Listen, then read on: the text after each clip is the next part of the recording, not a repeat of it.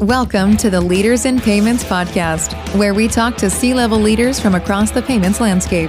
We'll be discussing the products and services that impact the payment space today, as well as trends and predictions for the future of payments. We will also hear stories from our guests about their journeys to the top.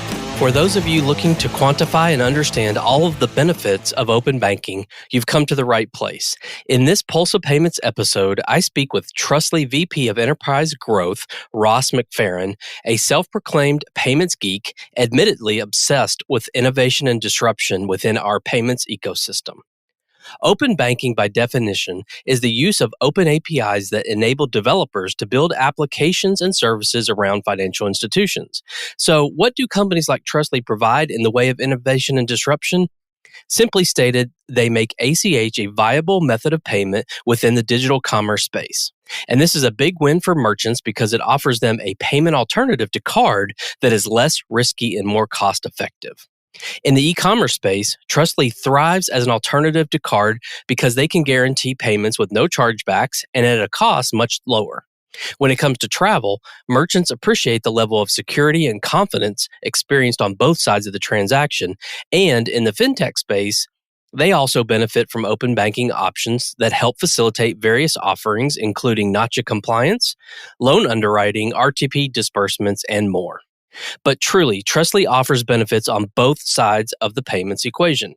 Merchants realize material savings from a payment standpoint, have the capacity to deliver a payments experience that resonates well with the younger generation, and can even benefit from future-proofing their business as real-time rails become more common. Consumers, on the other hand, can receive more benefit-driven incentives offered by the merchants they choose to transact with. Tune in during February and get the pulse on all things open banking. How is it shaping our industry, and what do we have to look forward to in the very near future? You'll learn all of that and more during our Pulse of Payments series focused on open banking.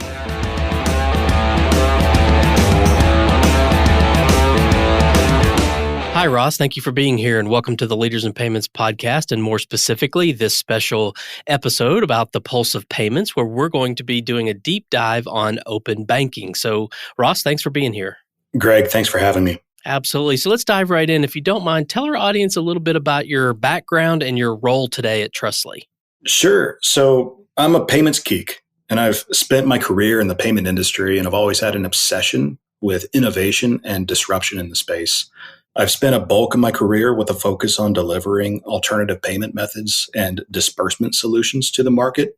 I joined Trustly a little over 2 years ago, and I'm responsible for driving enterprise strategy and growth for our Americas business, really with a mission to make Trustly a household name, which rivals the card networks and PayPal. Okay. Well, let's talk about Trustly. So tell our audience what Trustly does. Yeah. Trustly makes it easy for our users to make payments with their bank account and for our clients or merchants to receive those payments. So for the consumer, it's a simple, safe, and secure way to pay. For the merchant, it's a low risk, low cost payment alternative, which leverages bank payment rails. So said simply, we've made ACH a viable method of payment in digital commerce. When you look a level deeper, you can see that there's a lot more to it than that. And over the last several years, our team has established API integrations with financial institutions across North America and Europe. Through those integrations, we have the ability to provide a number of solutions and address a variety of use cases for our partners to help mitigate risk, decrease costs, automate processes, acquire new customers, introduce speed into the settlement flow, and a lot more. Okay. And it's an international company, right? We are in the US, based out of the Bay Area, and then globally headquartered out of Stockholm, Sweden. Okay. And it came to the US a couple of years ago, 2019, I believe? 2019 was the merger between our US entity and our European entity. So the name Trustly stuck at the group level, but our US entity had formerly been known as Pay With My Bank. So that merger closed in, I believe, June of 2019, and we've been Trustly ever since. Okay. So it truly is a global solution. It is a global solution, and our US platform is our global platform. So as merchants and clients are looking to leverage open banking and looking to leverage the capabilities that we deliver to the market, that US multinational who's either expanding or has already expanded into Europe can do so through a single integration with us. Okay. And you mentioned the word open banking. So let's dive into that. Let's talk about the definition. So what do you or how do you define open banking? Sure. So open banking is the use of open APIs, which enable developers to build applications and services around the financial institution.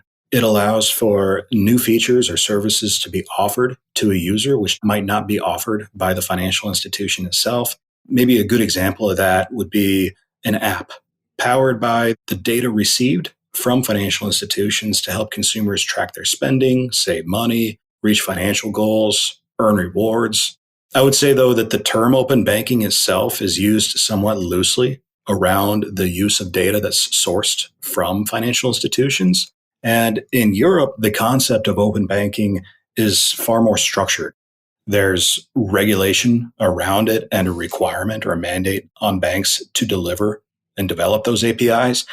And that's PSD2 in Europe. It's far from stable and far from being mature. And then when you look at other markets like the US and Canada, we're just beginning to see some of that formality take shape. So last year, the Biden administration put an executive order in place, which establishes some of that foundation needed for regulated open banking to be built upon. And some of the larger banks here in the US have taken it upon themselves to build out their own open banking data access APIs, but it's going to be a very long time before we can expect to see PSD2 level focus put on the infrastructure here in the US. Okay. So maybe walk us through sort of a real life example. I'm a consumer. I go to a merchant's, let's say, website. What do I see and what do I have to do to sort of make all this work? Open banking, or rather the way that this is typically deployed on a merchant site, on a fintech app, the end user is authenticating themselves by logging into their bank with their bank username and password. And in doing so is providing Trustly or a fintech or a merchant with permissioned access to retrieve certain information from their bank account. So in Europe, again, that's all being delivered through very structured APIs as developed by each bank. And then there are certain permissions and timeframes that data is then accessible by the receiver of the data. Here in the US, we're doing that for merchants in marketplace. We're doing it for large social media sites. We are supporting large billers, large lenders, gaming operators, travel merchants as well, and providing them with not only the ability to retrieve data, but then take it a step further and actually provide solutions on the payment front as well. Okay. And you mentioned some of those verticals. So I did want to dive deeper into a couple of them. Let's talk about e-commerce, travel, and fintech. So let's just start with e-commerce. What makes it unique or why does the Trustly solution make sense for an e-commerce merchant? Sure. And actually, you'll notice a trend as we speak about these verticals. For e-com, Trustly really thrives as an alternative to card. We guarantee the payments that we process, meaning no chargebacks to the merchant, and we do so at a cost that's well below card. We address multiple use cases beyond payments for e-com merchants as well. So if you think about the marketplace model, we can not only help the marketplace realize tremendous efficiencies on the acceptance front, but we can also help them eliminate risks on the seller side by providing a secure way to confirm that that marketplace seller is in fact the owner of the bank account that they're associating with their seller profile. And for that same seller, perhaps they're needing to increase their office size or invest in their infrastructure in order to sell more through that marketplace. And they're seeking working capital. They're seeking financing. That marketplace could leverage Trustly and the access that we have to data for the information needed in order to properly assess the financial risk associated with it, extending that working capital. And then finally, Trustly can provide the rails in which to pay those funds out to the seller and do so in real time. So we can really, from an e-com and marketplace specific standpoint, provide a really comprehensive solution. Okay. And those solutions that are, say, non-payment related, is that still done via like a transaction fee or is it more of a SaaS model? So the way that our commercial structure looks to a client, we're taking on the risk of a payment. And in doing so, we're introducing a pricing model that looks similar to interchange. We introduce a variable rate and a fixed transaction fee, but the combination of the two to the end merchant is still materially less than the cost of card. Now, on the other side, where we are helping in the onboarding event of a marketplace seller or providing the financial means or insights into that user's financial status, those are transactional based. It'll be a fixed transaction fee that the merchant is taking on in order to access that information. Okay. All right. Well, let's talk about travel a little bit. I mean, being in the payment space, I think a lot of the listeners will understand taking payments in the travel space is unique in and of itself. So, talk about why open banking or the Trustly solution is valuable for the travel vertical. The opportunities and use cases are really interesting in travel, in part because you've got some B2B payment flows where we can bring a lot of efficiencies. Think about the travel agent to airline payments that take place today. But then you also think about models like the vacation rental sites, Airbnb, VRBO. We can start with payment acceptance, where we deliver material impact to that merchant's bottom line. We give the consumer an easy way to book and pay for their reservation with their bank account. In doing so, are providing a material savings to the merchant. We then give the merchant a far lower cost method of payment, and in turn, perhaps the merchant shares in some of those savings back to the consumer. You book a vacation rental for 5 nights and it may cost you $1,000. That transaction processed with a card might cost the merchant $30. But with Trustly, we could be a fraction of that. So some of those savings could be put into a rewards program for the traveler. It could even fund benefits that are offered by the host.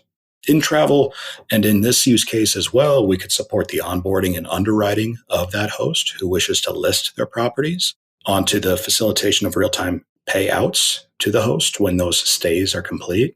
The open banking value brought to the table in this scenario is really the assurance that the host is in fact the owner of the bank account that they're associating with their profile. And then also that routing and account number is a good account to then disperse those funds to. Okay. And does the consumer see the Trustly logo or is it ever white labeled? How does that work? Trustly is becoming more and more of a consumer-facing brand, and you'll see more of Trustly on merchant sites as we are deployed here in the US and Canada and in Europe. It's very important for transparency as the end user needs to know that it's not the merchant who's accessing their information, nor is it the merchant who's established a connection with their bank, but it's Trustly. That then brings a trust factor to the table and makes it more clear that this is a service that's being provided by Trustly. Their sensitive information, like their bank username and password, are not visible to the merchant, and that their information is not being shared with third parties. When the end user is using Trustly, logging into their account, either for associating their bank account with a marketplace seller profile or for the purpose of making a purchase, that interaction is for the sole purpose of that user's relationship with the merchant. We aren't aggregating their information. We're not selling it to third parties.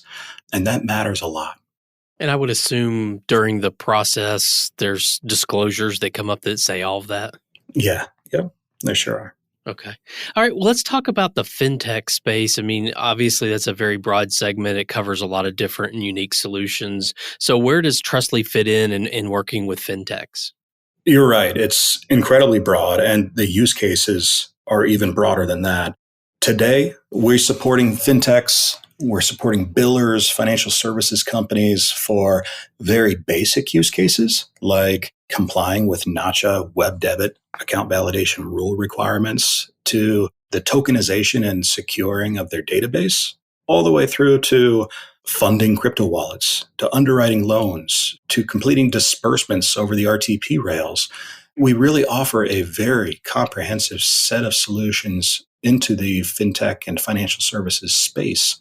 And it's a space where consumers are also very aware and familiar with the end user experience as well. So we're seeing not only a strong performance with our product, but also very strong adoption by the end user. Okay. And maybe this is a basic question, but I'm trying to dig in to make sure that everyone understands sort of the solution. So, what does the financial institution, what is their role? So, if I'm a Chase customer or a B of A or any of those other financial institutions or even small community banks, what role do they play? I mean, do you guys have to have a relationship with them or how does that work? So, with financial institutions, only 10 or so in the US have published their own data access APIs. And in those cases, we are putting direct contractual relationships in place with the bank in order to retrieve data that they are making available to us. With the others, over the last several years, our engineers have been establishing API integrations with banks without the need for the bank to put anything in place with Trustly.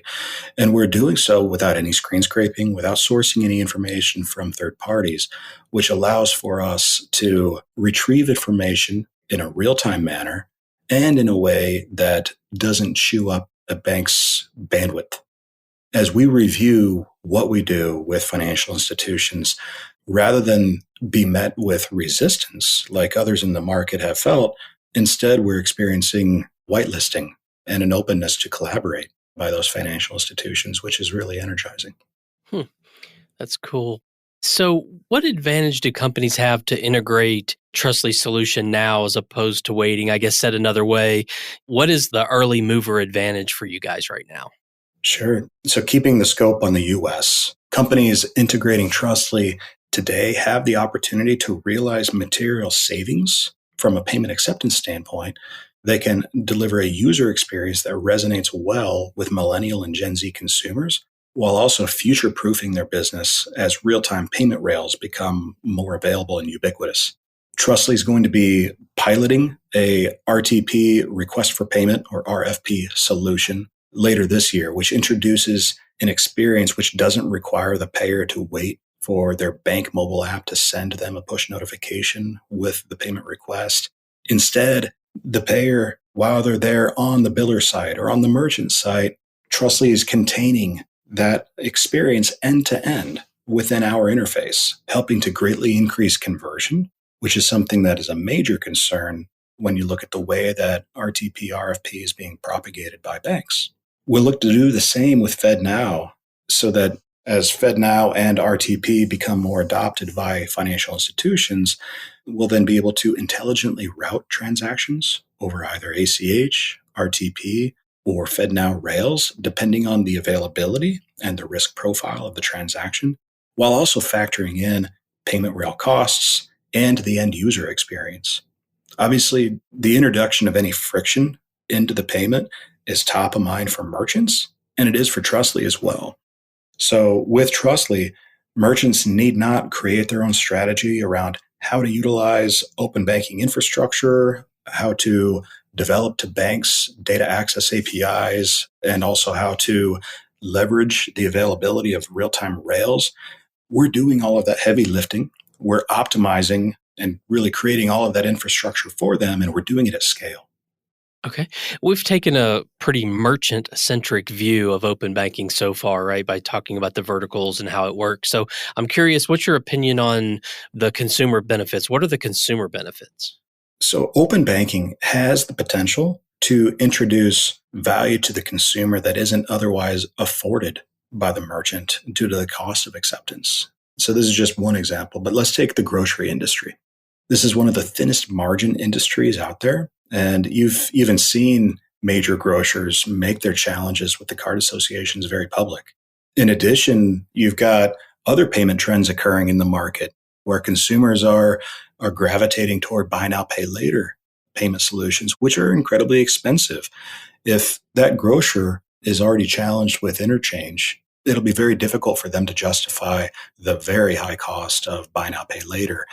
But with open banking, coupled with Trustly's strong risk models and our ability to guarantee payments, we can unlock that consumer value and extend a buy now, pay later solution to that consumer and to the grocery merchant who wouldn't have otherwise been able to afford that.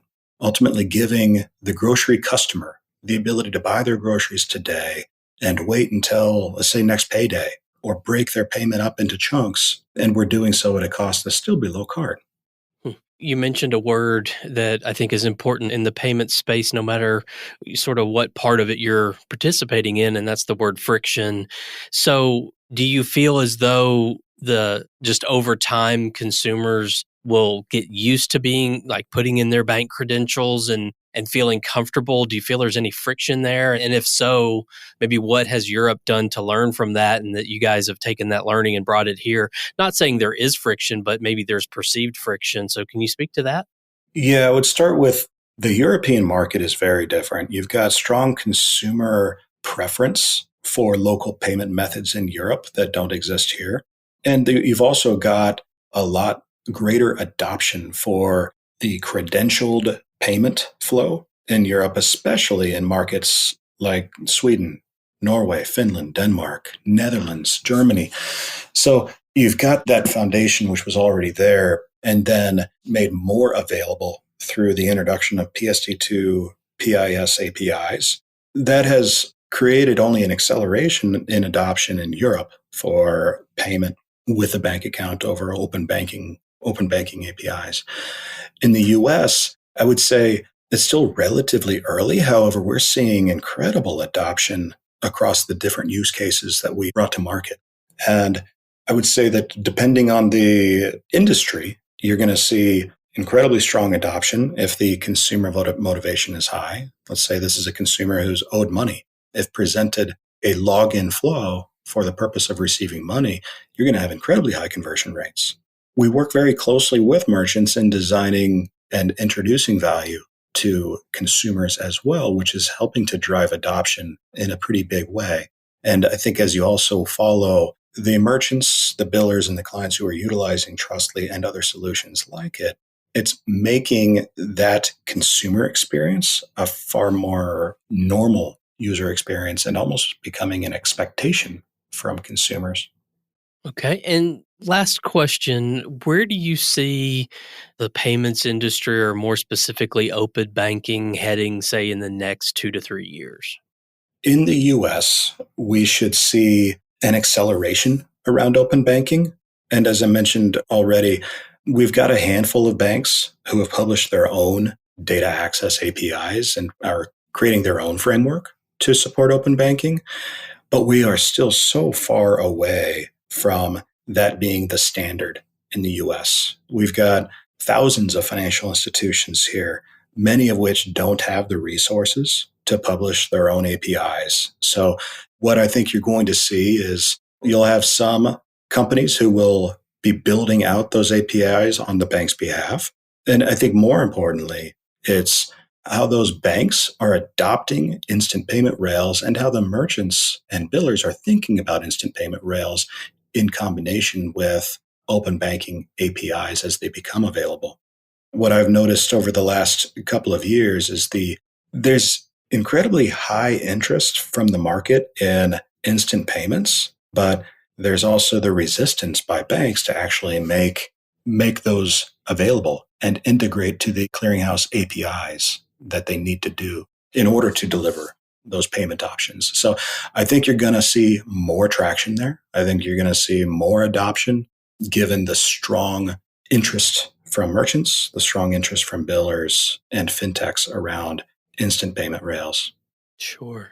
So, Ross, we've covered a lot of ground, talked a little bit about you and your background and your role there, and then obviously about Trustly and open banking in general. So is there anything else you'd like to add before we wrap up? I would just add that the next few years are going to be really fun to watch. There's so much attention being given to open banking, so much attention being given to real-time payment rails.